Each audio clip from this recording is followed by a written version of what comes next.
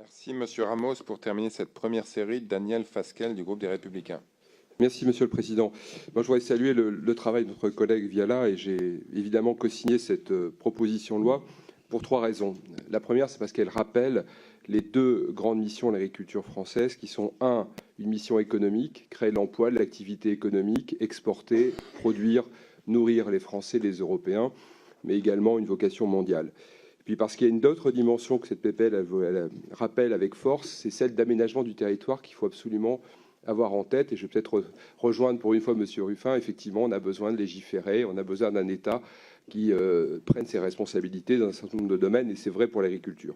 La deuxième raison, c'est parce que cette PPL, elle est très concrète. C'est le fruit d'un long travail que j'ai pu suivre et qui conduit à des propositions qui sont utiles parce qu'on sait très bien que notre agriculture souffre de ces charges administratives, fiscales, de ces complexités, qui fait d'ailleurs que du coup elle a décroché en Europe. On était la première agriculture européenne et on a décroché, on est la deuxième, peut-être même la troisième, ce qui est absolument incroyable et ce qui apparaît absolument invraisemblable il y a 20 ans ou 30 ans.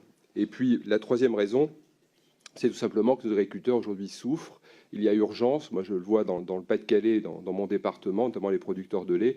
Il faut leur envoyer un signe politique très très rapidement de ce que l'on a pris conscience de leurs difficultés, de ce que l'on veut apporter des réponses concrètes à ces difficultés. Donc en conclusion, moi je souhaite vraiment...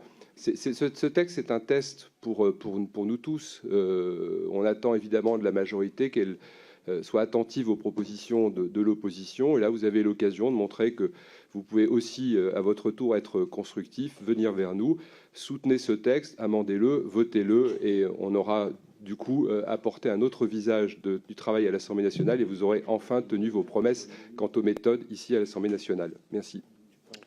Merci, Monsieur Fasquelle.